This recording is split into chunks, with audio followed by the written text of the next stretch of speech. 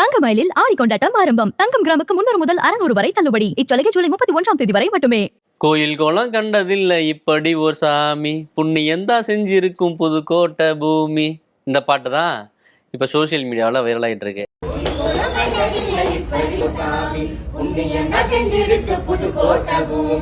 இந்த பாட்டு உங்களுக்கு ஞாபகம் இருக்கா? ஞாபகம் இருக்கு, நல்லா. அதாவது எனக்கே விபூதி எடுக்க பாத்தீங்களா அப்படிங்கிற மாதிரிதான் அந்த பாட்டு வந்து இருக்கு. ஓகே, இந்த பாட்டை மையப்படுத்தி இந்த பாட்டில் ட்ரெண்ட் ஆகிட்டு இருக்கக்கூடிய 2 அரசியல்வாதிகளை மையப்படுத்தி தான் இன்னைய ஷோ இருக்க போகுது. Welcome to political lab. இந்த அரசியல் ஆய்வகம் பகுதிக்கு உங்களை வரவேற்கிறோம். இன்னைக்கு அதிமுக பிளஸ் தாவேகா ரெண்டையுமே சேர்ந்து தான் வந்து பார்க்க போறோம். குறிப்பா புதுக்கோட்டை அதிமுகவே பெயர்த்தெடுத்து தாவேகால இணைச்சிட்டார் அப்படின்ற ஒரு பேச்சு இருந்துட்டு இருக்கு. இதெல்லாம் பத்தி தான் விவாதிக்க போறோம். விராலிமலையின் விஜயா, விராலிமலையின் விஜய். ஆமா, நம்ம ஏற்கனவே பேசிக்கிட்டே இருக்கோம் தொடர்ந்து. அதிமுக பத்தி பேசும்போதெல்லாம் விராலிமலையின் விஜய். இப்போ வந்து தாவேகால தமிழக முதலமைச்சர் விஜயோட நேரடி இது இல்லாம ஆசீர்வாதத்தோட இணைஞ்சிருக்காரு. ஆமா, இந்த இணைப்பு எப்படி நடந்துச்சு? ஆனா வந்து பார்த்தோம்னா நீண்ட நாட்களாகவே விஜயபாஸ்கர் அவர்கள் தாவேகா பக்கம் போறாரு அப்படின்ற ஒரு பேச்சு இருந்துச்சு. இன்னொரு பக்கம் சமீபத்துல திமுக பக்கமும் அந்த காய் நகர்த்தல்கள்லாம் இருக்கு அப்படின்னு 2 தரப்புமே வந்து யோசிச்ச ஒரு விஷயம், இவர் மேல வந்து ஊழல் வழக்குகள் இருக்கு அப்படின்னு. ஊழல் வழக்குகள் இருக்க ஏற்கனவே அதிமுக இருக்க பல்வேறு நபர்களை திமுகவில் இணைச்சிருக்காங்க. அந்த எக்ஸ்பீரியன்ஸ் அவங்களுக்கு இருக்கு. தாவேகா தூய சக்தி இணைப்பாங்களா மாட்டாங்களா அப்படின்ற ஒரு சஸ்பென்ஸ் இருந்துச்சு, இணைச்சிட்டாங்க. நீங்க சொன்ன மாதிரி விராலிமலையின் விஜய் வந்து முதல்வர் விஜயை பார்த்து தான் சேரணும் அப்படிங்கிறதுல ரொம்ப உறுதியா இருந்தார். ஆரம்பத்துல இருந்தே அவருக்கு வந்து அப்படி ஒரு எண்ணம் வந்து இருந்தது. விராலிமலை விஜய கட்சிக்குள்ள சேர்க்கிறாங்களா அப்படிங்கிறதே ஒரு மிகப்பெரிய ஒரு கேள்வி ஆயிடுச்சு ஒரு கட்டத்துல. அந்த நேரத்துலதான் மற்ற கட்சிகள்ல திமுக போன்ற மற்ற கட்சிகள்ல பேச்சுவார்த்தை நடத்துறதா செய்திகளும் வந்து வந்தது. ஆனா இந்த நிகழ்வு நடக்கிறதுக்கு முந்தின நாள் இரவு வரைக்கும் கூட நிகழ்ச்சிக்கு வந்து முதல்வர் வராரா வரலையா, இல்லை யார் மூலமா நடக்குது அப்படின்ற மாதிரி ஒரு கன்ஃபியூஷன்ஸ் அப்படிங்கிறது போயிட்டு தான் இருந்திருக்கு. அதற்கான பேச்சுவார்த்தைகள் முதல்வரே வர்ற மாதிரியான சில விஷயங்களும் இருந்திருக்கு. பட் அது எதுவுமே உறுதியா சொல்லலாம் முதல்வர் வராருன்னு. இவங்க ரொம்ப எதிர்பார்த்திருப்பாங்கன்னு நினைக்கிறேன். ஒரு விஜய் வரல, நாங்க 2 விஜய் வரணும்னு கரு விஜயபாஸ்கரையும் சேர்த்து கூட்டு வந்தாப்புல. ஆமா, இதுல என்னன்னா ஒரு விஷயம் என்னன்னா, நீங்க ஊர்ல இருந்து வந்த நிறைய பேரு 2 விஷயத்துக்காக அந்த நிகழ்வுக்கு வந்து ரொம்ப ஆர்வமா வந்தாங்க. அதாவது தாவேகால சேர வந்தாங்க, அப்படி வந்தாங்க, விஜயபாஸ்கருக்கு ஆதரவா வந்தாங்கன்றதை தாண்டி 2 விஷயத்துக்காக ரொம்ப முக்கியமா வந்தாங்க.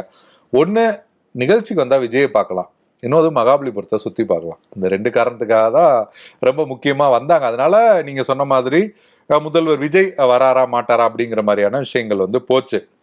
2வது, நீங்க சொன்ன மாதிரி திமுக பக்கமுமே ஒரு காலகட்டத்துல பேச்சுவார்த்தை நடந்தது. ஏன்னா மற்றவர்கள் மேல ஊழல் புகார்கள் இந்த மாதிரியான விஷயங்கள் இருந்தாலுமே கூட நீங்க சில ஊழல்கள் தான் ரொம்பவே வெளிப்படையா உங்களுக்கு வந்து ஒரு பேசு பொருளா எப்போதுமே மாறும். அது திமுக அதிமுக தாண்டி நீங்க இப்ப செல்வ கணபதி வந்து ஊழல்ல வந்து தன்னோட அமைச்சர் பதவியவே இழந்துட்டு தகுதி நீக்கம்லாம் ஆயிட்டு போனாரு. அரசியல் களத்தை விட்டே போயிட்டு திரும்ப வந்து இப்ப எம்பியாவே இருக்காரு. ஆனா இப்ப ஊழல் அப்படின்னு சொன்னா செல்வ கணபதியை பத்தி யாருமே பெருசா விவாதம்லாம் பண்ண மாட்டோம். சுடுகாட்டுக்குறை ஊழலா அப்படிலாம் அரசியலை ஃபாலோ பண்றவங்களுக்கு வேணா தெரியுமே தவிர ஒரு டீப்பா அதை மேலோட்டமா பாக்குறவங்களே. ஆனா இப்ப நீங்க 2G போன்ற விஷயங்களோ இல்ல வந்து செந்தில் பாலாஜி இஷ்யூவோ இல்ல இந்த மாதிரியான அந்த டாஸ்மார்க் இது ரிலேட்டடா உள்ளதோ இந்த மாதிரியான விஷயங்கள் வெளிப்படையாவே தெரியும். இந்த ஊழல் அப்படிங்கிறது வெளிப்படையா தெரியக்கூடிய ஊழல்ல குட்கா ஊழலும் முக்கியமான, ஏன்னா நல்லாவே தெரியும். ஏன்னா வருமான வரித்துறை ரைடு, இவர் போயிட்டு ஏதோ பண்றாரு, குட்கா பயங்கர ஃபேமஸா இருந்தது, சட்டமன்றத்துக்கே குட்காவோட வந்தாங்க அப்படின்னு சொல்லி இந்த குட்கா ஊழலும் பயங்கரமான ஒரு ஊழல். அதையும் தாண்டி பல்வேறு விஷயங்கள், கேரளால போயிட்டு ஒரு வழக்கு, இப்படி பல்வேறு விஷயங்கள் இருந்ததுனால விஜயபாஸ்கர் மேல அந்த ஒரு டேக்லைன் வந்து பயங்கரமா இருந்தது. எஸ்பி வேலுமணி போன்றவர்கள் விஜயபாஸ்கர் மேல, இப்ப எம்ஆர் விஜயபாஸ்கர் மேலேயுமே வழக்குகள்லாம் இருக்கு. ஆனா இந்த நேரத்துல கூட யாராவது பேசுறாங்களா? எம்ஆர் விஜயபாஸ்கர் ஒரு சிலர் வேணா பேசுவாங்களே தவிர ஒரு பொதுவான பேச்சா திமுக அதை சொல்றாங்க. எம்ஆர் விஜயபாஸ்கர் வந்து அவரு மேலேயும் மணல் வழக்கு இருக்கு, இது மாதிரியான வழக்குகள் இருக்குன்னு சொல்றாங்க. பொதுவாவே தெரிஞ்ச ஒரு நபர் ஊழல் வழக்கு அப்படின்னாலே இவர் வந்து ஒரு அடையாளப்படுத்தப்பட்ட ஒரு நபர். அப்படி எல்லாம் இருந்ததுதான். இதுல என்னன்னா விஜயபாஸ்கர் நிறைய வாக்குறுதிகளை இன்னமுமே தாவேகா தரப்புக்கு கொடுத்திருக்காரு. இது வந்து பேச்சுவார்த்தை பயங்கரமா போயிருக்கு. சில பிசினஸ் மேன்ஸ் தான் அதற்கான பேச்சுவார்த்தை எல்லாம் திரும்ப தொடர்ச்சியா வந்து நடத்தியிருக்காங்க. டெல்டால நீங்க பாத்தீங்கன்னா பொதுவா இந்த தேர்தலில் வந்து டெல்டா சார்ந்துமே கூட இன்னமுமே கட்சியை வளர்த்தெடுக்கணும், குறிப்பா புதுக்கோட்டை போன்ற பகுதி இன்னமுமே வளர்த்தெடுக்கணும் அப்படிங்கிற மாதிரியான விஷயங்கள். அதையும் தாண்டி இப்ப அதிமுக எம்எல்ஏக்களா இருக்கிறாங்கல்ல, கிளர்ச்சி செய்தவங்க, இந்த மாதிரியான ஆட்கள்ல கூட நான் கணிசமா கொண்டு வரேன். இப்போ உங்களோட எண்ணிக்கை வந்து ஒரு 110க்குள்ள இருக்கா, அதை 120க்கு மேல கொண்டு போறது என்னோட பொறுப்பு அப்படிங்கிற மாதிரியான சில உத்தரவாதங்களையுமே ப்ராமிஸ் எல்லாம் கொடுத்துட்டு தான் விஜயபாஸ்கர் போயிருக்காரு. அதனாலதான் அவர் வந்து இவ்வளோ ஒரு கிரிட்டிக்கலான சுச்சுவேஷன்லையும் தாவேகா சேர்த்திருக்காங்க அப்படின்னு பார்க்க முடியுது. ஏன்னா ஒரு தூய சக்தி, ஊழலுக்கு எதிர்ப்பான ஒரு இயக்கம் அப்படிலாம் சொல்லிட்டு இவங்க செஞ்சிருக்காங்கன்னா இப்ப இப்படியான ஒரு ப்ராமிஸ் அடிப்படையில தான் அவங்க செஞ்சிருக்காங்கன்றத பார்க்க முடியுது. ஆனா இந்த விஷயத்துல விஜயபாஸ்கரே கொஞ்சம் ஏமாந்துட்டாரா, இல்ல விஜயபாஸ்கரை நம்பி விஜய் அவர்கள் தலைமையில வந்து நீங்க இணையலாம் அப்படிலாம் சொல்லி இங்க வந்து மொத்தமாவே ஏமாந்தாங்களா அப்படின்னு தெரியல. ஏன்னா அப்படியான ஒரு நம்பிக்கையோட தான் அவங்க வந்திருக்காங்க. தமிழக முதலமைச்சர் திரு விஜய் அவர்கள் முன்னிலையில தான் இணையணும் தான் இவ்வளவு நாள் வெயிட் பண்ணாரு அப்படின்லாம் சொன்னாங்க. ஏன்னா பிறந்த நாள் அன்னைக்கு இணைய போறதா நம்ம பேசணும், அப்புறம் அடுத்த நாள் தள்ளி தள்ளி போய் கடைசியில இணைஞ்சிருக்காங்க அப்படின்றத பார்க்க முடியுது. நீங்க இன்னொரு விஷயம் கவனிச்சிங்களா, கிட்டத்தட்ட வந்து பார்த்தோன்னா ஒரு ஜல்லிக்கட்டு போட்டி மாதிரியே ஒரு இருந்துச்சு அந்த மைதானம், ஜல்லிக்கட்டு மைதானம் ஃபீல் தான் வந்தது எனக்குமே. ஆமா, இந்த காம்பேரிங் எல்லாம் அப்படிதான் இருந்துச்சு. விஜயபாஸ்கர் அவர்கள் பேசும்போது கூட வந்து அந்த மாதிரியான ஒரு தோரணைகளை தான் பேசினாரு. குறிப்பா நான் ஒரு விஷயத்த கவனிச்சேன், கேஷுவலா இருக்கேன் அப்படிங்கிறத கவனிச்சேன். என்னன்னா ஒரு ஆங்கர் பேசினாங்க, அவங்க வந்து இவங்களெல்லாம் வந்து மாண்புமிகு அப்படின்னு சொல்லிதான் எல்லாரையுமே அழைச்சாங்க. அதாவது அதிமுக போனாங்க இல்லையா, இவங்க எல்லாரையுமே மாண்புமிகு, அதான் முன்னாள் அமைச்சர்களா மாண்புமிகுன்னு சொல்லிதான் பேர்லாம் சொல்றாங்க. மாண்புமிகு முன்னாள் அமைச்சர் அப்படின்னு சொல்றாங்க. ஆனா இப்போதைய அமைச்சர்கள், தாவேக அமைச்சர்கள் வந்திருக்காங்கல்ல, அவங்கள யாருமே விஜயபாஸ்கர் அவர்கள் பேசும்போது மாண்புமிகு அப்படின்ற ஒரு வார்த்தை, அவரை கூட உரிமையில மாப்பிள்ளைன்னு சொல்லிட்டாருன்னு வச்சுக்கோங்க. மற்ற அமைச்சர்கள்லாம் இருந்தாங்க, அவங்கள யாருமே மாண்புமிகு அப்படின்ற ஒரு அடைமொழியோடலாம் அவர் சொல்லலை அப்படின்றதையும் பார்க்க முடியுது. அவங்களுக்கு அமைச்சர்னா அவங்கதான் ஞாபகத்துக்கு வருவாங்க. இப்ப அதுல இருந்தே இப்ப இப்படியான ஒரு பவர்ஃபுல்லான ஒரு ஆளு கட்சிக்குள்ள போனாக்க அங்க எக்ஸிஸ்டிங்ல இருக்கக்கூடிய தாவேகா நிர்வாகிகளுக்கு எந்த மாதிரியான ஒரு சங்கடங்கள் இருக்கும் அப்படின்லாம் பேச ஆரம்பிச்சிட்டாங்க. ஆமா, நிச்சயமா நிறைய சங்கடங்கள் இருக்கு. ஏன்னா நீங்க பாத்தீங்கன்னா இவங்க எல்லாரும் அந்த மாவட்டத்துக்குள்ள பெரிய ராஜாங்கம் பண்றாங்க, பெரிய அளவுல அவங்க மாவட்டத்தை வந்து எல்லா விஷயங்களையும் தலையிடுறாங்க அப்படிங்கிற மாதிரியான விஷயங்கள் இருந்து அதுல இருந்து ஒரு மாற்று அப்படிங்கறதான் தாவேகா சொல்லி வந்திருக்காங்க. திரும்ப இவங்க எல்லாம் அதே மாவட்டத்துக்குள்ள திரும்ப உள்ள வந்து ஏற்கனவே பண்ண பிசினஸ் எல்லாம் கண்டிப்பா தொடருவாங்க. நீங்க மணல் சார்ந்தோ இல்ல கிரஷர் இந்த மாதிரியான அந்தந்த மாவட்டத்துல அந்தந்த நீங்க சொன்ன மாண்புமிகுக்கள் எல்லாருக்குமே ஏதோ ஒரு கிரானைட்டு குவாரி அப்படி இப்படின்னு அங்கங்க பிசினஸ் இருக்கு உள்ள லோக்கல்ல. அதனால அதை வந்து இன்னமுமே தொடர்தான் போறாங்க, இன்னமுமே அங்கே அவங்க வந்து ராஜாக்களா இருக்கதான் போறாங்க. அப்படின்னும் போது பொருளாதார ரீதியா நீங்க ஃபைட் பண்ணணும் அப்படின்னும் போது இப்ப இருக்கிறவங்க ஒப்பீட்டளவுல பொருளாதார ரீதியா கம்மியா இருந்தாங்கன்னா இன்னுமே அவங்களோட டாமினன்ஸ் தான் அதிகமாகும். நீங்க பணத்தை வாரி இறைக்கும் போது என்ன வேணா மாறலாம்ல, கீழ்மட்ட நிர்வாகிகள் மாறுவாங்க, என்ன வேணா மாறும்ல. ஆமா, இந்த தொகுதியில தாவேகா சார்பா போட்டியிட்ட வேட்பாளரோட மனநிலை என்னவா இருக்கும், அடுத்த தேர்தலில் பாத்துக்கலாம்னு நினைச்சக்கூடிய மாவட்ட செயலாளர்கள் இது மாதிரியான விஷயங்கள்லாம் இருக்கும்ல, அவங்க எல்லாம் கொஞ்சம் சஃபராக தான்.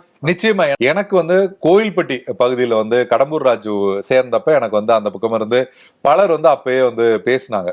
ஏற்கனவே இப்படி இருக்கு சூழல் வந்து இந்த பக்கம் இருக்கும்போது கடம்பூர் ராஜு ஒரு அந்த பக்கம் வந்து ஒரு பேருள்ள ஒருவர், நல்ல பேருள்ள ஒருவர் அப்படின்னும் போது கடம்பூர் ராஜு போன்ற ஒருவர் உள்ள வரும்போது அப்ப மற்றவர்களுக்கான வாய்ப்பு வந்து எப்படி இருக்கும் அப்படிங்கிற அந்த கேள்வி வந்தது.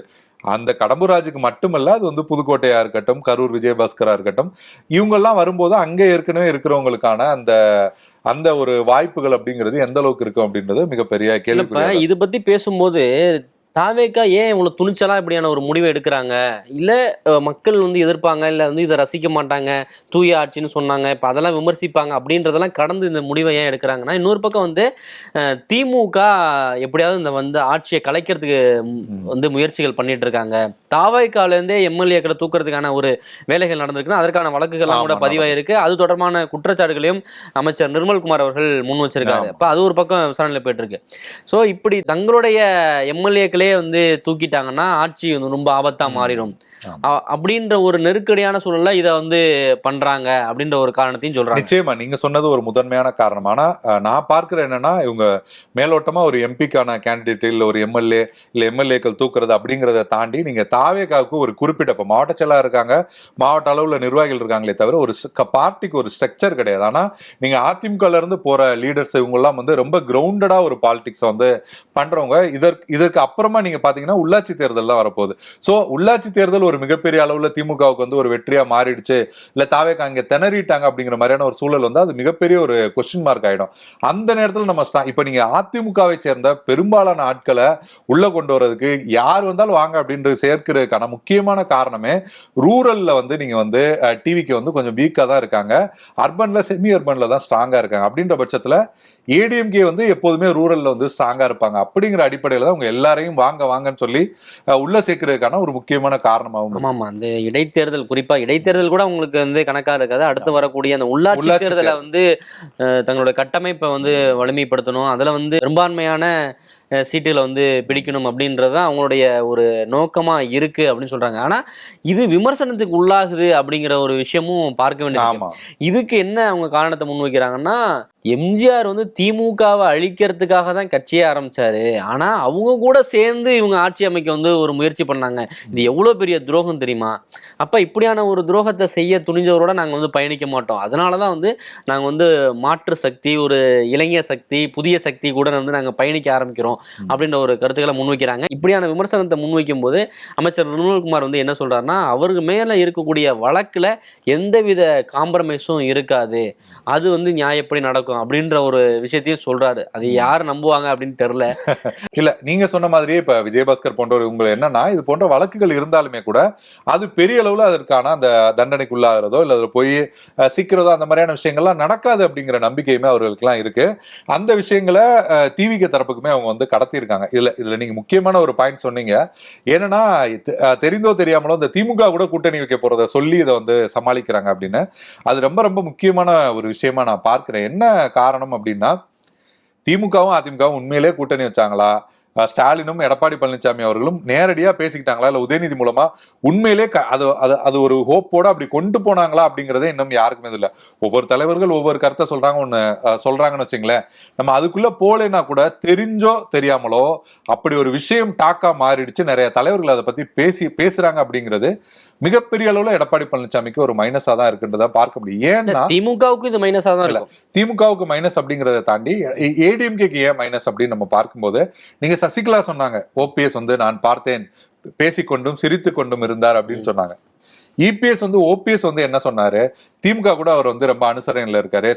தலைமைச் செயலகத்துல போயிட்டு ஓபி ரவீந்திரநாத் பார்க்கும்போது ஓபிஎஸ் ஏடிஎம்கேல இருந்து அந்த இரட்டை தலைமையில இருந்து காலி பண்றதுக்கு எடப்பாடி பழனிசாமி பண்ண முக்கியமான அஸ்திரம்ன்றது அவர் திமுக கூட நெருக்கமா இருக்காரு அப்படிங்கிறது தான். தெரிந்தோ தெரியாமலோ திமுக கூட சேர்ந்து எடப்பாடி பழனிசாமி, ஏன்னா திமுக கூட அதிமுக எதிர்ப்பு அரசியல் தான் நம்ம அரசியல் அப்படிங்கிறத திமுகவினருக்கு வந்து கட்டமைக்கப்படல, அவங்க அப்படி வளர்க்கப்படவும் இல்லை. நீங்க அதிமுக எதிர்க்கிறதா நமக்கு அரசியல் அப்படிலாம் வளர்க்கப்படல. கொள்கை ரீதியா சொல்றாங்க, அதையும் தாண்டி ஆட்சி அதிகாரம், அவங்களுக்குன்னு ஒரு மொழி உணர்வு, இது போன்ற விஷயங்கள் இன்னும் குறிப்பா அதிகாரம் அப்படிங்கிற மாதிரி தான் இருக்குமே தவிர அதிமுக எதிர்ப்பு தான் பிரதான அரசியல் கிடையாது. ஆனா அதிமுகவுக்கு திமுக எதிர்ப்பு தான் பிரதான அரசியல். திமுகவோட சேர்ந்துட்டாலே அது ஒரு மாதிரி பார்க்கப்படும். அப்படின்ற பட்சத்துல சசிகலா ஓபிஎஸ்க்கு பயன்படுத்தின அஸ்திரம், இபிஎஸ் ஓபிஎஸ்க்கு பயன்படுத்துற அஸ்திரம் வந்து இன்னைக்கு இபிஎஸ்க்கு எதிராக மற்ற எல்லோருமே பயன்படுத்துறாங்க அப்படிங்கறத பார்க்க முடியுது. தெரிந்தோ தெரியாமலோ இதை வந்து இபிஎஸ் வந்து ரொம்ப சாதாரணமா இதை கடக்க முடியாது. கண்டிப்பா இது வந்து களத்துல இதற்கான விஷயங்கள் வந்து, ஏன்னா இது வந்து முழுமையா இது இப்படி ஒண்ணு நடக்கவே நடக்கல அப்படின்னு யாருமே இங்க ப்ரூவ் பண்ணவும் முடியல. ஈவன் அதிமுக இருந்து கூட, அதாவது இபிஎஸ் சப்போர்ட்டர்கள் கூட இப்படி ஒண்ணு விஷயமே இல்லைங்க, இப்படி எதுவுமே நடக்கல அப்படின்ற அளவுக்கு யாருமே இன்னும் பேசல. அப்படின்னும் பட்சத்தில் ஒரு சிலர் பேசுறாங்க, ஆனா அப்படி ஒன்றும் ப்ரூவ் பண்ணப்படல. அப்படின்னும் போது இது நிச்சயமா வந்து அவங்களை வீக் பண்றதுக்கான ஒரு காரணம். இல்ல, ப்ரூவ் பண்ணப்படலை அப்படின்னாலும் கூட திமுக கூட்டணி கட்சிகள் இருந்த பல்வேறு கட்சி தலைவர்கள் வந்து சொல்லிட்டாங்க. எம்ஏ பேபில இருந்து ஆரம்பிச்சு சிபிஎம் சண்முகம் வரை இப்போ வந்து சொல்றாங்க. என்ன சொல்றேன்னா, இப்படி ஒண்ணு நடக்கவே இல்லை அப்படிங்கிறது ப்ரூவ் பண்ண வேண்டியது அதிமுக தலைவர்கள், அதிமுக தரப்பு கிட்ட இருக்கு. அதற்கு அவங்க பெருசா ஒன்றும் பண்ணல. நடந்த மாதிரி எப்படி ஒரு மாதிரி தான் இருக்காங்க, ஒரு லைட்டா தான் அதை டீல் பண்றாங்க. இல்ல, ஆனா இப்படியான ஒரு காரணத்தை சொல்லிட்டு இங்க போறதும் ஏற்புடையதா அப்படின்ற ஒரு கேள்வி இருக்குல்ல. இப்போ இப்படியான முயற்சிகள் வந்து எப்ப நடந்துச்சு, இவங்க எப்ப முடிவெடுக்கிறாங்க, எப்ப தாவேக்காவுக்கு போறாங்க, இப்ப இவ்வளவு நாள் எதுக்கு வந்து வெயிட் பண்ணாங்க அப்படின்ற ஒரு கேள்வியும் இதன் பின்னாடி இருக்கு. இப்போ 4ஆம் தேதி ரிசல்ட் வருது, அதுக்கு பிறகு எவ்வளவு நாள் கழிச்சு இவங்க வந்து இப்ப தாவேக்காவுக்கு போயிருக்காங்க. இப்படியான முயற்சி எப்ப எடுக்கப்பட்டுச்சு, அதுக்கு இடையில இவங்க என்ன வேலைகள்லாம் பார்த்தாங்க அப்படின்ற ஒரு கேள்வியும் முன்வைக்கப்படுது. இல்ல, நிச்சயமா நம்ம ஏற்கனவே ஒரு பல வீடியோக்கள்ல பேசியிருக்கோம்னு நினைக்கிறேன்.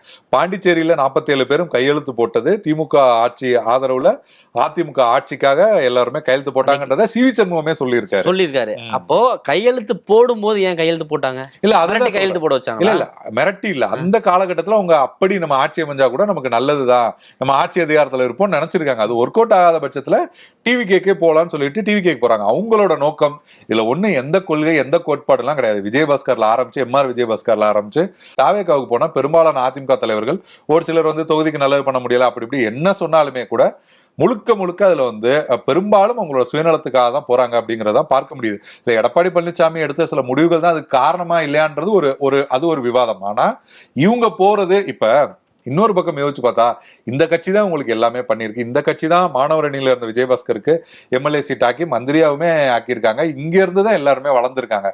கட்சி சரியில்லைன்னா அதை சரி பண்றதுக்கான முயற்சிகள்ல ஈடுபட்டு இருக்கலாம். இல்ல அந்த முயற்சியில எடப்பாடி பழனிசாமி ஒத்து வரல அப்படிங்கறது கூட போயிருக்கலாம். ஆனா முழுக்க அவங்களோட தனிப்பட்ட லாபத்துக்கு தான் போறாங்க அப்படிங்கறத பார்க்க முடியுது. இன்னொரு பக்கம் திமுக தாவே காட்சியை கலைக்கிறதுக்கான ஒரு முயற்சியில தீவிரமா இறங்கியிருக்காங்க அப்படின்ற ஒரு குற்றச்சாட்டையும் முன்வைக்கிறாங்க. இப்போ இந்த இணைப்பு பின்னணி தாவேகா இப்படியான வேலைகளை ஈடுபடுறதோட பின்னணியில இதையும் பேசியாக வேண்டியிருக்கு. இப்போ இதற்காக ஒரு எம்எல்ஏ புகாரே கொடுத்து அது தொடர்பான நடவடிக்கைகளையும் முன்னெடுத்திருக்காங்க. இது தொடர்பான கேள்விகளை முன்வைக்கும் போது இது லஞ்ச ஒழிப்பு துறையில தானே விசாரிக்கணும், இது ஏன் நேரடியாக காவல்துறையில விசாரிக்கிறாங்க அப்படின்ற ஒரு கேள்வியும் முன்வைக்கப்படுது. நிச்சயமா அவர் காவல் நிலையத்துல புகார் கொடுத்துருக்காரு. இன்னொன்னு என்னன்னா அதுல அதையும் தாண்டி அவர் மிரட்டப்பட்டிருக்காரு அப்படிங்கிற விஷயங்களுமே இந்த ஒரு வார்த்தை. ஆமா, நீங்க நீங்க அதை ஏத்துக்கல இல்ல வெளியில சொன்னா அச்சுறுத்தல் அப்படிங்கிறதுமே அவருக்கு இருக்கு அப்படிங்கிற அடிப்படையில அந்த புகார் போயிருக்கு. இன்னும் சொல்ல போனா ஜூவில நம்மளுமே பேசணும் ஆபரேஷன் எஸ் இந்த மாதிரியான விஷயங்கள்லாம் பேசும்போது பலர் அதை கொஸ்டின் பண்ணாங்க, இப்படி ஒரு வாய்ப்பு இருக்கா, அதெல்லாம் முடிஞ்சே போச்சு, இனிமேலாம் அதற்கான ஒரு வாய்ப்பு இல்லை அப்படியான தகவல்கள்லாம் நிறைய பேர் பேசியிருந்தாங்க. ஆனாலுமே கூட அதற்கான முயற்சிகள்லாம் நடந்திருக்கு அப்படிங்கிறதா சமீபத்துல நடந்த விஷயங்களா இருக்கு. முயற்சிகள் நடக்குது அப்படின்ற ஒரு விஷயத்த தாவேகாவும் ரொம்ப ஸ்ட்ராங்கா சொல்றாங்க. அமைச்சர் நிர்மல்குமார் அதை வெளிப்படையா சொல்றாரு. ஆனா அதற்கான சாத்தியங்கள் என்ன இருக்கு அப்படின்ற ஒரு கேள்வி இருக்கு இல்லையா? இப்போ 10 எம்எல்ஏக்கள் தூக்கினா கூட திமுகவுக்கான மெஜாரிட்டி கிடைக்காது, எலெக்ஷன் தான் வரும். இல்ல மெஜாரிட்டிக்கு கிடையாது, அதாவது சபாநாயகருக்கு எதிராக நம்பிக்கை வாக்கெடுப்பு கொண்டு அதுல வாக்களிக்கிறதுக்கான விஷயங்கள் தான் பாக்குறாங்க. இப்ப நீங்க பாத்தீங்கன்னா பாதிக்கு பாதி நீங்க சபாநாயகருக்கான வாக்குகள் வேணும்ல, இந்த பக்கம் சபாநாயகருக்கான வாக்குகள் கிடைக்கலைன்னா கூட அது சபாநாயகர் மேல அவருக்கான வாக்குகள் இல்லை அப்படின்னா அந்த நம்பிக்கை வாக்கெடுப்புல அவர் தோத்து போனாலுமே அது மாறலாம். பாருங்க, சபாநாயகருக்கே இங்க ஒரு நம்பிக்கை வாக்கெடுப்புல சபாநாயகரே ஜெயிக்கல அப்படின்னும் போது இல்ல பொலிட்டிக்கலா அதை கொஸ்டின் பண்ணலாம்ல. சபாநாயகர் எல்லா விஷயங்களையும் தீர்மானிக்கிற சபாநாயகருக்கே போதிய எம்எல்ஏக்களோட ஆதரவு இல்லை அப்படின்ற மாதிரி ஒரு பொலிட்டிக்கலா அதை கொண்டு போலாம்ல. அதற்கான முயற்சிகள்ல ஈடுபடுறதுக்கு இரண்டு தரப்புமே இப்படியான ஒரு முயற்சிகளை ஈடுபடுறாங்கும் போது மக்கள் தான் இப்ப ஏமாளிகளா இருக்காங்கன்றதான் பார்க்க முடியுது. இப்ப உண்மையிலேயே பார்த்தோம்னா தாவேகா தூய சக்தின்னு சொல்ல தாவேகாவும் இந்த வேலையை பண்றாங்க. இன்னொரு பக்கம் நாங்க அமைதியா இருப்போம்னு சொன்ன திமுகவும் இப்படியான வேலைகள்ல ஈடுபடுறதா ஒரு குற்றச்சாட்டு முன்வைக்கப்படுது. மக்கள் என்னதான் பண்ணுவாங்க? ஏன்னா இன்னொரு பக்கம் தொங்கு சட்டமன்றம் அமைஞ்சிருக்கு, யாருக்காவது ஒரு அறுதி பெரும்பான்மை இருந்தா இவங்க தான் குற்றவாளி அப்படின்ற ஒரு விஷயத்த நம்ம சொல்லலாம். என்ன சொல்றதுனே தெரியாது. ஒரு விஷயம் முக்கியமா பார்க்கணும்னு நான் நினைக்கிறேன். என்னன்னா ரெண்டு பக்கமுமே தலைமை கிட்ட நல்ல பேர் வாங்குறதுக்கோ இல்ல தலைமை ஏதோ ஒரு வகையில நம்ப வச்சோ இந்த விஷயங்கள்லாம் நடக்குது அப்படிங்கறதுதான் பார்க்க முடியும். நீங்க திமுக தரப்பை எடுத்துக்கிட்டீங்கன்னா திமுக ஆதரவுல அதிமுக ஆட்சிங்கிறது கூட ஸ்டாலின் ஏன்னா அந்த காலகட்டத்தில் அவர் தான் தடுத்தாரு வேண்டாம் அப்படிங்கிற மாதிரியான செய்திகள் வந்துச்சு. ஆனா அந்த நேரத்தில் உதயநிதி ஸ்டாலின் அதற்கான முயற்சிகள் எடுத்தாரு, மற்றவங்க எடுத்தாரு அப்படிங்கிற தகவல்கள் வந்தது. இன்னொரு பக்கம் பாத்தீங்கன்னா சமீபத்திய இந்த நடவடிக்கைகள் கூட செந்தில் பாலாஜி அவங்க தரப்பு தான் அதை முயற்சி பண்றாங்க அப்படிங்கிற மாதிரியான தகவல்கள் தான் வருது. இது ஒரு பக்கம் ஒரு தலைமையை குளிர்விக்கிறதுக்காக இல்ல ஒரு தந்தையோட காயத்துக்கு மருந்து போடுற மாதிரி ஒரு விஷயங்கள் நடக்குது அப்படிங்கிறத பார்க்க முடியும். இந்த பக்கம் எடுத்துக்கிட்டீங்கன்னா விஜய்க்கு அப்படி ஒரு நோக்கம் இருக்கு, விஜய்க்கு அப்படியான ஒரு சில விஷயங்கள்லாம் இருக்கு. அவர் ஒண்ணுமே தெரியாது, இவங்க ஏமாத்திடுறாங்க அப்படிங்கறதெல்லாம் நான் சொல்ல வரல. ஆனாலுமே கூட அவர்கிட்ட எப்படி கன்வின்ஸ் பண்றதுக்கு வாய்ப்பு இருக்கு அப்படின்னு நான் பார்க்கிறேன்னா அவங்க விருப்பப்பட்டு வராங்க, அங்க கட்சியில அவங்களுக்கு நம்பிக்கை போயிடுச்சு, அவங்களா வர்றாங்க அப்படின்னும் போது நம்ம என்ன பண்ண முடியும் அப்படிங்கிற. ஆனா இதற்கு திரைமறைவுல இவங்க பேச்சுவார்த்தை நடத்திருப்பாங்க, நீங்க கூட்டிட்டு வாங்க எம்எல்ஏக்கள் வாங்க, உங்களுக்கு நாங்க பதவி தரோம், மற்ற விஷயங்கள் நாங்க பண்றோம். இப்ப நீங்க மரகதம் குமரவேல ஆரம்பிச்சு அப்ப உங்களை முதற்கொண்டு இங்க ஒரு வேலையுமே நடந்திருக்கும். என்ன வேலை நடந்திருக்குன்னா மேல நல்ல பேர் வாங்குறதுக்கோ இல்ல இந்த ஆட்சியை தக்க வச்சாதான் இவங்களோட அதிகாரங்களை தக்க. சோ இரண்டு பக்கமுமே தலைமையோட விஷயங்களை தாண்டி சில விஷயங்கள் நடக்குது அப்படிங்கறது தான் பார்க்க முடியுது. எப்படியாவது கட்சி தலைமைகிட்ட நல்ல பேர் எடுக்கணுன்றதுக்காக ரெண்டு தரப்புலையும் இப்படியான ஒரு முயற்சிகள் நடக்குது அப்படிங்கிற பார்க்க முடியுது. விஜயபாஸ்கர் அவர்கள் நிறைய வாக்குறுதிகள் கொடுத்து தான் தாவேக்காவில் இணைஞ்சிருக்காரு அப்படிங்கிற ஒரு விஷயத்த நம்ம பேசணும். இப்போ இன்னும் அந்த வாக்குறுதியில் இன்னும் நிறைய பேரை வந்து நான் வந்து கூட்டு வரேன், நிறைய எம்எல்ஏக்களை வந்து தேவையான எம்எல்ஏக்களை வந்து கூட்டு வரேன், அதற்கான ஒரு பேச்சுவார்த்தைகளும் நடந்துட்டு இருக்கதா சொல்லப்படுது. நிச்சயமா. என்னன்னா அதிமுகவில் அதிருப்தியாகி போய் இருந்தாங்க ஒரு 25 எம்எல்ஏக்கள், அதுல கொஞ்சம் கொஞ்சமா போயிட்டு இருக்காங்கன்னு வச்சுங்களேன். மிச்சம் சிலர் இருக்காங்க. எடப்பாடி பழனிசாமி தரப்புல அவங்க கிட்ட அந்த பறிச்ச பதவிகளை வந்து திருப்பி தரணும் அப்படிங்கிற விஷயங்கள் வேலுமணி ஹரி எல்லாம் போய் சட்டமன்றத்தில் நம்ம ஏற்கனவே பார்த்தோம். வேலுமணி போய் பார்த்தாரு, பேசினாரு. அப்போ வந்து பொறுப்புகளை திரும்ப தரணும்னா இவர் வந்து துணை பொதுச் செயலாளர், அதையும் தாண்டி பாத்தீங்கன்னா கொள்கை பரப்புல அங்கங்க ஒவ்வொரு பொறுப்புகள் எல்லாம் வந்து கொடுத்தாரு, அமைப்பு செயலாளர். அப்படி அதை யாருமே ஏத்துக்கல. இன்னுமுமே எல்லாருமே வந்து கடுப்புல தான் இருக்காங்க. ஆமா, எஸ்பி வேலுமணி வெளிப்படையாவே பேசிட்டாரு, எனக்கு மட்டும் பொறுப்பு கொடுத்தா. அவருக்கு என்னன்னா மாவட்ட செயலாளர் பொறுப்பு கொடுக்கலன்றது மனசுக்குள்ள ஒரு பெரிய வருத்தம். அங்க சேமா வேலுச்சாமி வந்து போட்டாங்க, அதுவே ஒரு பெரிய கான்ஃபிளிக்ட்னு நம்ம பேசணும். அது மட்டும் இல்லாம தன்னை நம்பி வந்த 30 மாவட்ட செயலாளர் வந்து என்ன ஆகுறது இல்ல, தன்னை நம்பி வந்தேன்னு சொல்றதுனாலே நமக்கு ஒரு தகவல் இருக்கு, அதையும் சொல்லிடுறேன். அவர் வந்து அவருக்கு துணை பொதுச் செயலாளர் அப்படிங்கிற பொறுப்பு இல்ல மத்தவங்களுக்கு பொறுப்பு கொடுக்கல அப்படிங்கிறது போனாரு அப்படிங்கிற விஷயத்த பத்தினா நமக்கு நிறைய தகவல்கள் வருது. என்னன்னா அவர் தலைமை நிலைய செயலாளர் பொறுப்பு கொடுத்திருந்தா கண்டிப்பா இந்த விஷயத்தெல்லாம் பேசியிருக்க மாட்டார் அப்படின்னு சொல்றாங்க. அதையும் தாண்டி இப்ப தம்பிதுரை இருக்க கொள்கை பரப்பு செயலாளர் போஸ்ட் வந்து அவர் கேட்டாரு, தமிழ்நாடு முழுவதும் போலாம், எல்லாரையும் பார்க்கலாம் அப்படிங்கிற மாதிரி கேட்டாரு. அதுக்கு வந்து வாய்ப்புகள் இல்லைன்ற பட்சத்துல அவர் பேசுறாரு. இன்னும் சொல்ல போனா ஒருத்தநாடு மாசேகர் போயிருக்காரு, இன்னுமே சிலர் போயிருக்காங்க. இவங்க எல்லாருமே இந்த கிளர்ச்சி நடக்கும்போது வேலுமணி பக்கம் தான் இருந்தாங்க. இதுல பலர் வந்து போன் பண்ணிருக்காங்க வேலுமணிக்கு வந்து இந்த இடைப்பட்ட காலத்துல என்னென்ன பண்றது எதுன்னு விஷயம் கேட்கல, ஏன்னா இப்படியே இருக்கமே என்ன பண்றதுன்னு கேட்கறதுக்காக போன் பண்ணிருக்காங்க. அவர் போனே எடுக்கல அப்படிங்கிற தகவல்களுமே வருது. இன்னும் சொல்ல போனா உள்ள பேசுனது தனக்கு ஒரு சாதகமான ஒரு சூழல் வருதுன்னு அப்படி ஆஃப் ஆயிட்டாரோ. ஆமா, இன்னொன்னு என்ன, உள்ள பேசுறாங்க, ஒரு மீட்டிங் நடக்குது. நீங்க குறிப்பா பாத்தீங்கன்னா ஃபர்ஸ்ட் எது வெளியில வந்துச்சுன்னா எனக்கு பதவி வேணாம், என்ன நம்பி வந்த 30 பேர், அந்த கிளிப் மட்டும் கரெக்டா வெளியில வருது. அப்ப அந்த கிளிப்பை யாரு வெளியில விட்டுருப்பா? அதுக்கு முன்னாடி என்ன பேசினாரு, என்ன பேசப்பட்டுச்சு அப்படிங்கிறது தெரியல. அதுக்கப்புறம் ஒரு கிளிப் வந்துச்சுன்னு வச்சுங்களேன், கூட இருக்கவங்க பேசுவாங்க. ஆனா ஃபர்ஸ்ட் வருது என்னன்னா, எனக்கு இந்த பொறுப்புலாம் வேணாம், ஏது தலைமை நிலைய செயலாளர் பொறுப்பு கொடுத்திருந்தா அவர் வேணாம்னு சொல்லி இருப்பாரா அப்படிங்கிற கேள்வியுமே எழுப்புறாங்க உள்ள இருந்து. குறிப்பா மாவட்ட செயலாளர் பதவி கொடுக்க பெரிய வருத்தம். ஆமா, அந்த மாதிரியான விஷயங்களுமே வந்து இருக்கு. அதுல இப்ப என்னன்னா எல்லாருமே திரும்ப வந்து பேசியிருக்காங்க. இப்ப இந்த 9 பேர் இப்ப வந்து கடிதம்லாம் எழுதியிருக்காங்க, இந்த பொறுப்பெல்லாம் நாங்க ஏத்துக்க மாட்டோம் அப்படின்னு. அவங்க சிவி சண்முகம் உட்பட எல்லாருமே பேசியிருக்காங்க. நடுவுல கடம்பூர் ராஜ் எல்லாம் வந்து சிவி சண்முகத்தை எல்லாம் பார்த்திருக்காரு. இப்ப அங்க இருந்தவங்க இங்க இருந்து எல்லாம் ஒன்னாதான் பேசிட்டு இருக்காங்கன்னு வச்சுங்களேன். அப்படி ஒன்னா பேசிட்டு இருக்கும்போது எல்லாருமே போயிடலான்ற மனநிலையில தான் இருக்காங்க. அடுத்து 4ஆம் தேதி கூட கொஞ்சம் பேர் போறதுக்கு வாய்ப்பு இருக்குன்றாங்க, அடுத்தடுத்து நிறைய பேர் போறதுக்கு வாய்ப்பு இருக்கு அப்படிங்கிற தகவல்கள். ஒரு சிலருக்கு என்ன ஒரு மனநிலை இருக்குன்னா, இடைத்தேர்தலை இவங்க எல்லாருக்கும் சீட் கொடுக்குறாங்களான்னு பார்ப்போம், ஒருவேளை இடைத்தேர்தலில் இப்ப போனவங்களுக்கு எல்லாம் சீட் கொடுத்துட்டா நம்ம ராஜினாமா பண்ணிடுவோம் அடுத்து அப்படிங்கிற மனநிலையில நிறைய பேர் இருக்காங்க. ஆனா என்னன்னா அந்த விஷயங்கள் திரும்ப திரும்ப என்னன்னா வந்துட்டே இருக்கிற என்னன்னா, ஒரு பக்கம் வந்தவங்க எல்லாருக்கும் சீட் கொடுக்கலாம் அப்படின்னு முதல்வர் விஜய் வந்து அந்த எண்ணத்துல இருக்காரு அப்படிங்கிற தகவல்களுமே சொல்லப்படுது. ஆனா கட்சி சார்ந்த பொறுப்புகளுக்கு எந்த உத்தரவாதமுமே கொடுக்கப்படுறதில்லை. இப்ப விஜயபாஸ்கர் போனாலுமே கூட எந்த பொறுப்புகளுமே கொடுக்கப்படுறதில்லை. ஏன்னா அதிமுக இப்ப அவங்களுக்கு அந்த ஹோல்டு இல்லை. ஏன்னா யாரு வேணா வந்தாலுமே கூட நான் ஏத்துக்கலாம் அப்படின்னு மனநிலை இருக்க எடப்பாடி பழனிசாமி விஜயபாஸ்கர் மேல சம கோவத்துல எடப்பாடி இருக்காருன்ற தகவல்கள் தான் சொல்றாங்க. அப்படிங்கிற பட்சத்துல நம்ம ஒரே ஆப்ஷன் டிவிக்கு தான் இருக்குன்ற மாதிரி அங்க போறாங்க. ஆனா பொறுப்புகளுக்கு அங்க இன்னும் அந்த உத்தரவாதம் எல்லாம் கொடுக்கல. பட் சீட்டுக்கு ஓரளவுக்கு உத்தரவாதம் கொடுத்துருக்காங்க அப்படிங்கிற மாவட்ட அளவுல பொறுப்பு இல்லைன்னா கூட இந்த இப்ப நிர்வாக குழு அது மாதிரி மாநில அளவுல ஏதாவது பொறுப்புகள் கொடுக்கறதுக்கான வாய்ப்புகள் இருக்கு அப்படின்னு. மாநில அளவுல எல்லாரையும் ஒருங்கிணைப்பாளரா ஒருத்தர் இருக்காரு செங்கோட்டையன். அவர் என்ன ஒருங்கிணைக்கிறாரு நீங்க பாக்குறீங்க? இல்ல அது மாதிரி ஏதாவது கௌரவ பொறுப்பு கொடுத்து, கௌரவ பொறுப்பு அது வேணா, அது கௌரவ பொறுப்புக்கு அதிமுக இருந்துடலாம், ஆளுங்கட்சியா இருக்க முடியாதுல்ல. அதுவும் அப்படியான ஒரு விஷயம் இருக்கு. தாவேக்கா தொடர்ந்து ஆளுங்கட்சியாவும் இருக்க மாட்டாங்கல்ல. எந்த கட்சியா இருந்தாலுமே திமுகவா இருக்கட்டும் அதிமுகவா இருக்கட்டும் ஆளுங்கட்சியா இருக்கிற வரையும் தான் இவங்க இருப்பாங்க அப்படின்னு கூட புரிஞ்சுக்கலாம். ஓகே, அது எப்படி வேணாலும் போகலாம் இல்லையா. பொள்ளாச்சி ஜெயராமன் கூட சொல்லியிருக்காரு, இவங்க வந்து தங்களுடைய சொத்துக்களை பாதுகாத்துக்கிறதுக்காகவும் தொழிலை வந்து மேம்படுத்திக்கிறதுக்காகவும் ஏற்கனவே இருக்கக்கூடிய வழக்குகள்ல இருந்து தங்களை காப்பாத்திக்கிறதுக்காக தான் போறாங்க அப்படின்னு சொல்லியிருக்காரு. இன்னொரு பக்கம் எடப்பாடி பழனிசாமி வந்து துரோகிகள் போயிட்டாங்க, தொண்டர்கள் மகிழ்ச்சி ஆயிட்டாங்க, அவர் கொஞ்சம் கூட சலனப்பட்ட மாதிரியே தெரியல. அந்த தொண்டர்கள் மகிழ்ச்சி ஆயிட்டாங்க அப்படின்ற அந்த இது பண்ணும்போது அவர் மிரர் பார்த்துட்டு சொல்லியிருப்பாருன்னு தான் நான் நினைக்கிறேன். அவர் ஒருத்தர் தான் அவர் நினைச்சுக்கிறார். நமக்கு தெரிஞ்ச வரைக்கும் கட்சியில இருந்து முக்கியமான ஆட்கள் போறாங்க, நீங்க எல்லாருமே ரொம்ப சீரியஸா சொல்லுவாங்க. எம்ஜிஆரோ ஜெயலலிதாவோ யாரோ ஒருத்தவங்க போறாங்கன்னா அவங்களோட முக்கியத்துவம் தெரிஞ்சு ரொம்ப பதறி போயிருவாங்க. இவனால நமக்கும் பயன் இல்ல, இந்த கட்சிக்கும் பயன் இல்லை, இந்த உலகத்துக்கே பயன், எதுக்குமே பயன் இல்லை அப்படின்னு ஒரு சிலர் முடிவு பண்ணிட்டா மட்டும்தான் அவங்களை இழக்கிறதுக்கு வந்து தயாராவாங்க. இல்ல தனக்கு எதிரா கம்ப்ளீட்டா எதிராக தான் இருப்பாங்க, உள்ள வந்தா கூட எதிராக தான் இருப்பாங்க அப்படிங்கிற மாதிரியான ஆட்களை மட்டும்தான் அவங்க வந்து இழக்கிறதுக்கு தயாராவாங்க, மற்ற யாரையும் இழக்க மாட்டாங்க அப்படின்னு. இவங்க எல்லாரும் சேர்ந்துதான் எடப்பாடி பழனிசாமி வந்து பொதுச்செயலாளர் ஆக்குனாங்க, ஒற்றை தலைமை. இவங்க எல்லாரும் இப்ப கூட அவர் தான் எங்களுக்கு பொதுச்செயலாளர், அவர் தான் எங்களுக்கு தலைவர், எல்லாமே சொல்லிட்டு தான் இருக்காங்க. ஆனா அப்படிப்பட்டவர்கள், நீங்க ஓபிஎஸ் கடைசியில என்ன சொன்னாரு? எதுவுமே வேணாம், எதுவுமே வேணாம் என்ன சேர்த்துங்கன்னாரு. எதுவுமே அப்படி இப்ப இருக்கிறவங்களுமே என்ன சொல்றாங்க, எங்க பொறுப்பை திருப்பி கொடுங்க அப்படிங்கறதுதான் சொல்றாங்க.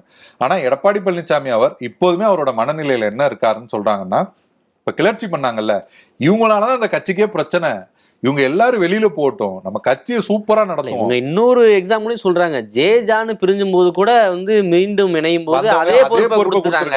இப்ப அப்படி ஒரு பிரச்சனை எல்லாம் கூட நடக்கலையே, ஒரு சில சின்ன சின்ன பிரச்சனைகள் தானே. இப்ப அந்த அளவுக்கு நாங்க என்ன தப்பு பண்ணிட்டோம் அப்படின்ற ஒரு இதையும் வைக்கிறாங்க. அதாவது முன்னாள் சபாநாயகர் காளிமுத்து அவர்கள் வந்து பழைய ஆடியோலாம் நம்ம கேட்டிருக்கோம், அவர் பேசாத பேச்சு தனிப்பட்ட முறையில ஜெயலலிதா அவர்களை வந்து கடுமையா விமர்சனம் பண்ணி பேசியிருக்காரு.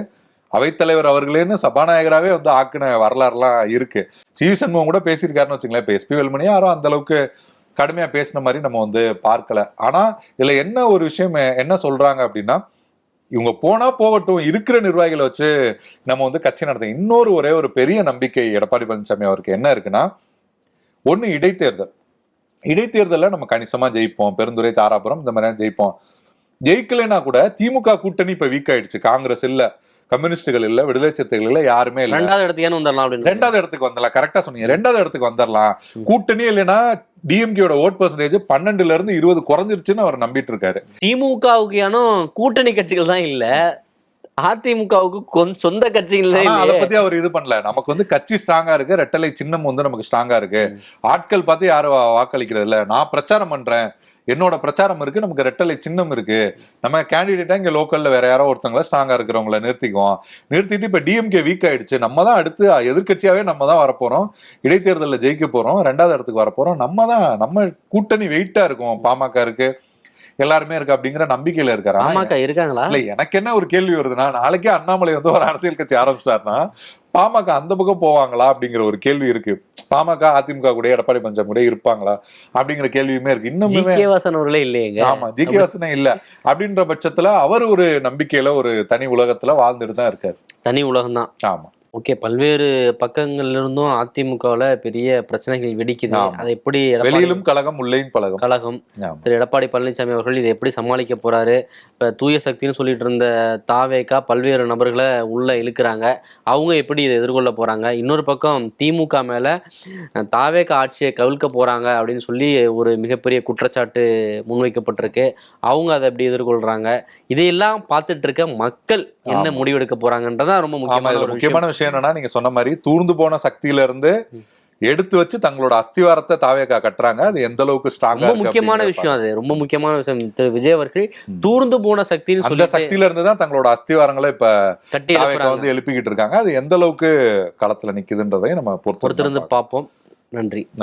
தமிழக மக்களின் அபிமான தங்கமயிலில் ஆனந்தம் பொங்கும் பொன்னான ஆடி கொண்டாட்டம் தொடங்கியாச்சு. தங்கம் கிராமுக்கு 300 முதல் 600 வரை தள்ளுபடி. இச்சலுகை ஜூலை 31 வரை மட்டுமே. தங்கம் வாங்க, தங்கமயிலுக்கு வாங்க.